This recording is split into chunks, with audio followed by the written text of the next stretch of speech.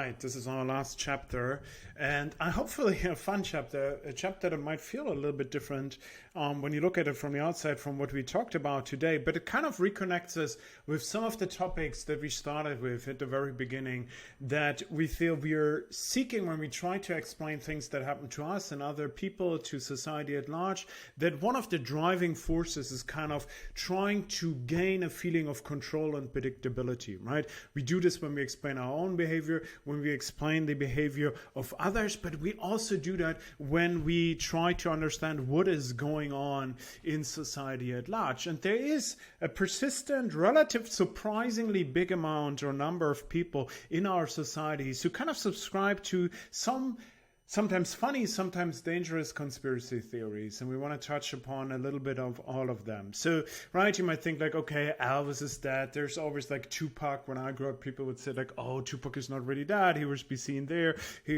and so forth. I think with Michael Jackson, you can see something similarly. There's always this like person died, but then some people, for some bizarre reason, think he actually didn't die, but there's some kind of elaborate scheme. I think the moon landing hoax, right, that the US did not actually land on the moon, that they pretended to do it, that they did it in a Hollywood studio. There's another one that's hard to get rid of. I mean, you might... think of many, many others. There's like a real rich, colorful array of theories that I could have picked from. But I think it's really important to also highlight that some of these conspiracy theories are really harmful. I think we see it especially in the realm and the domain of health, right? When I grew up, it was about AIDS. People thought like, oh, AIDS is just like a hoax. It's made up. It's to control us, etc. And people would not believe that AIDS is real, and they would do not take the preventive measures and hence die of AIDS. You can see the same happening in our time. COVID, you could see it with autism and vaccinations. So there are certain conspiracy theories who are really harmful for us as a society. So it's kind of good to understand why it's going on. It also helps us to better understand what drives some of us and what might make people believe in certain outcomes.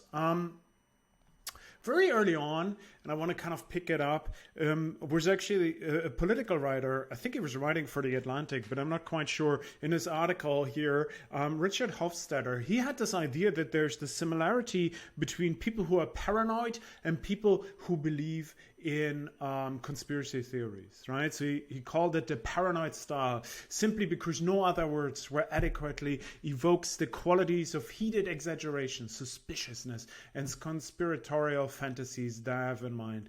It is the use of paranoid modes of expression by more or less normal people that makes the phenomenon significant. So I think it hints at two ideas, and we come back throughout this, that A, there is something for lack of a better word, abnormal about believing in conspiracy theories, right? There is something where it's like, it's a paranoid, right? There's like, oh, there's something is not quite right with these people. And there's just like a persistent idea. And then there's this other one, but it's like, oh, look, it's regular folk believe in these things. So many people, I think in the US, it's like a third or so, have some kind of conspiracy theory that they endorse. Not all of them, but some, right? So it seems to be really common, and so there seems to be like these theories seem to pick up on certain things that we share, that normal people kind of start thinking about a certain area in their life or in society in a certain conspiratorial way. Okay, so how can we explain that? And is there something to this idea that there's paranoia that drives conspiracy theories? So there's quite a bit of amount of research, as you can imagine. It's a hot topic, a sexy topic to investigate. Often these studies are correlational, and they ask, for instance, okay, can we find an association between paranoia, kind of like in a clinical sense, and the belief in conspiracy theories? Conspiracy theories, are measured often like how strongly do you believe in a list of just names naming a list of conspiracy theories and then how strongly you endorse in each of them, or something like a kind of random statements. There's here's like, this is an older questionnaire, conspiracy theory questionnaire. There's specialized government services who attempt to harass UFO witnesses into silence. There's like, the government knows more and is suppressing knowledge of X and Y and so forth. So kind of endorsement of these types of statements is also often measured, and that's when we think about conspiracy theory questionnaires. Then for the paranormal, right, they're kind of like a little bit like two different things. The kind of the paranormal belief scale, this is like the paranoid thing. Here's often kind of like a different aspect of conspiracy theories or belief in paranormal things, which is often a little bit conflated with religious beliefs. And I think you should be, whether you're religious or not, you should kind of be careful. Sometimes people kind of lump conspiracy theories, believe in witchcraft, and religious belief all in one. Scientists like to do that. I think that's a little unfair. I don't really particularly endorse that view, but I think it's just kind of important for you to highlight that some scientists think like, the reason why, for instance, somebody follows at least partial a certain type of religion are similar to paranormal beliefs, are similar to what drives people to believe in conspiracy theories. So there's a devil, witches do exist. Some psychics can accurately predict the future, right? So these are kind of paranormal beliefs, and you can see there's a mix of religious and non-religious beliefs in there. And then the paranoid ideation scale is one example for how would you measure like if somebody is paranoid. And here's like, okay, I sometimes feel as I'm being followed. It is safe to trust no one, etc. Right? You can get an idea. This is like if you would be a therapist. This is how you would kind of try to figure out if this person has a particularly paranoid way of thinking. What you can see in this research is that there is a pretty robust correlation between the paranoid style and belief in paranormal, religious, and conspiratorial beliefs. So here you can see at the bottom, there's a correlation of, I think it's 0.38 or something in the high 30s. And you can see the 11 studies that it's based on. So there is something to the idea. But I think it's also really, in this article kind of nicely that I cited here below, kind of nicely summarizes it. There's also things, and others have highlighted it too, that separates the paranoid style from people. Like if I'm paranoid in a clinical sense is quite different in some aspects than being endorsing a conspiracy theory or finding conspiracy theories. So one of these aspects is basically whether it's self-focused or not. So if I'm paranoid, and I remember when I was volunteering during my time, when I studied psychology, I was in a crisis service. We had a person who came over from Russia to Germany. He was sitting in our room, and he felt that there's a judge in Russia who's out to get him. And at the moment we were talking with him, he felt that all over around us, on the roofs, there are snipers sitting right now, and when he comes out they will shoot him. He was extremely intense. One of the most interesting experience I had when I volunteered and tried to get work experience in my days, but that's not really the topic here. But you can see it's always in paranoia, it's like something evil is coming for me. It is self-centered. Often conspiracy theories are not. Sometimes like people, it's like moon landing, or other things, Elvis is that or not. It's not really that the people are coming, the powerful people who are behind these coming to get myself, but it's often society at large. Sometimes there are more, there's involvement, you're part of that group that is attacked, but it's rarely specific about you. So paranoid and kind of this conspiratorial paranoia are a little bit different, and that's either kind of centered around the society and evil is attacking that, or self is the focus of the evil. The other one is like, okay, if I'm proper paranoid in a clinical sense, then I'm basically afraid of everyone. I do not trust anyone, right? It's not safe to trust anyone. You saw that in there in one of the scales. But if you look at kind of the correlational patterns, but also in conceptually, then you can see that people who endorse conspiracy theories often have a very specific group of people they don't trust. Big pharma, some religious groups, one part of the government, one part of the military, and so forth. So it's not really kind of like that people think everyone is evil. It's always a very specific group. So there are these kind of two different things we should kind of keep in mind. They separate. It's not having being conspiratorially paranoid is quite different than being clinical paranoid. But there is an overlap. There is an overlap. And this is something like in control and trust that we will unravel now a little bit more. One of the things that we talked about in the beginning is that this idea that basically the way we explain the world is one way to gain control and predictability, right? I feel like I lose control. I feel like I can't really predict the future. That makes me uncertain and makes me feel powerless. And now one way to kind of regain that is by basically seeing connections where they're not or having conspiracy theories. This is Skinner. It's just kind of like a funny example. He has this finding that he thinks that even pigeons are somewhere superstitious, because he could see that he would give his pigeons at very regular times, right? Every day at, I'm making this up, but let's say at 10, at 12, at 2, and at 4 p.m. I would feed my pigeons. And he could see that they started to, whatever they were doing at 2, shortly before they got the food, they thought, like the pigeon thought like, I kind of caused this food to come. So tomorrow at the same time, I have to do this little thing again. So they would do these superstitions, these kind of rituals before they get food, even though whether they got food or not was completely independent of what they were doing at that time, right? So there might be even in animals kind of a predisposition to see patterns where there are no patterns. This is something that has been investigated in many different forms. Here's one study, a relatively recent study, really nice study. But here they measure conspiracy theories and yes, they measure conspiracy theories, kind of endorsement of theories in general, a little bit like we talked about earlier, how to measure them. And then they also kind of presented them with coin sequences or pictures. Here, this is a Jackson Pollock, a bit of a Jackson Pollock painting.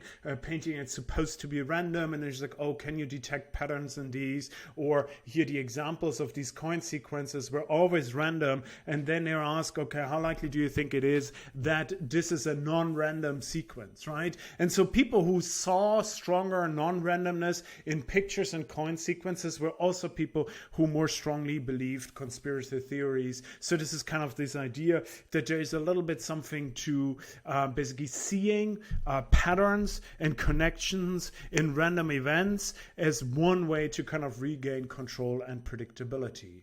So in line with this, just like here are some summaries, which is basically this kind of finding that, people who lack control in a certain area, who are made to feel that they lack control, who made to feel uncertain, are more likely to endorse conspiratorial, supernatural, believe in horoscope, and so forth, right? So there's a function to these things. So if I'm threatened, then I can cope with that by finding a culprit and reestablishing some kind of connection and predictability in my life. So like in that sense, there's some people who are prone to do this as a way of self-enhancement, a way of regaining a feeling of control and predictability, and they use conspiracy theories to do so. One thing I just want to kind of highlight again, and this is also picked up with the paranoid style, what you also can find is that there is a robust correlation between conspiracy theories and trust. Often what we think about conspiracy theories, we think more about it in terms of institutional trust.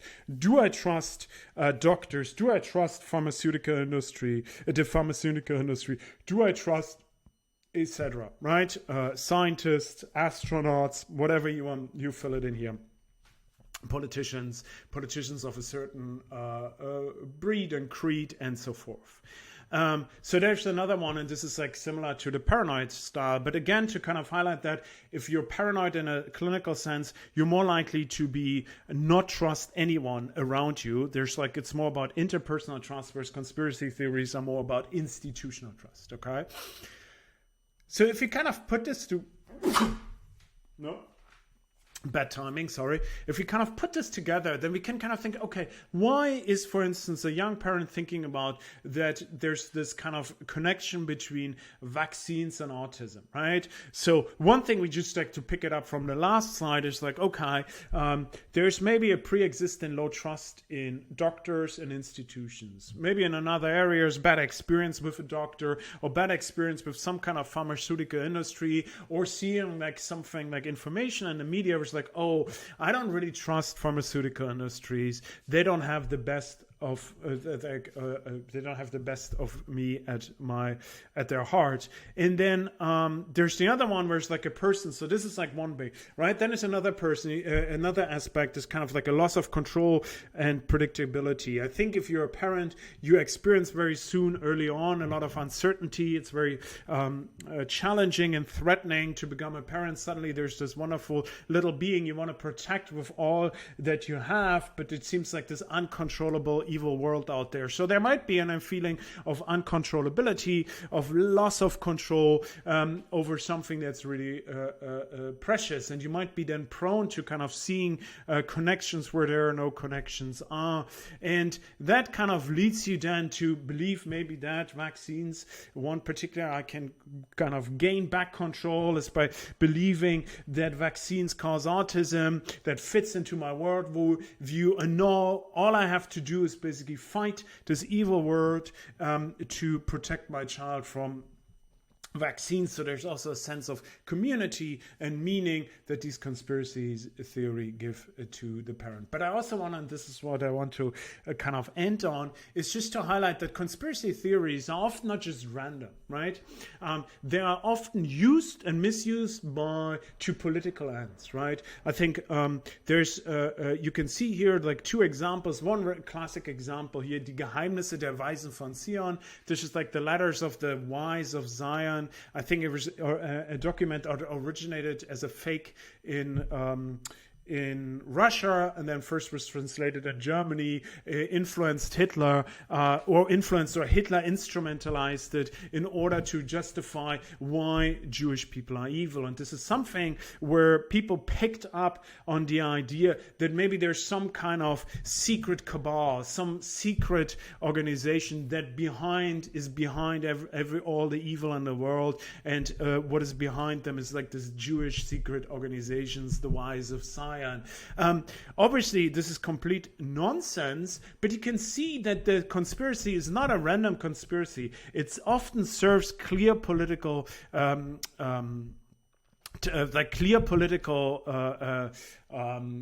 objectives, right? It's like people use it, weaponize it, and then prey on people who are kind of vulnerable to these things. You can see the same here, right? The Trojan Horse, this kind of fake like conspiracy theory, or this fake belief in this conspiracy that there are somewhere in Birmingham, there's this Islamic underground organization or a plot that is trying to take over schools in Birmingham and to Islamize them and to radicalize the students there, right? As you hopefully know by now, there's no truth to that. There's no evidence for any of that has been found. You can see here on the Daily Mail, right? Oh my God, look at how terrible the situation there is, right? Ofsted reveals culture of fear and intimidation.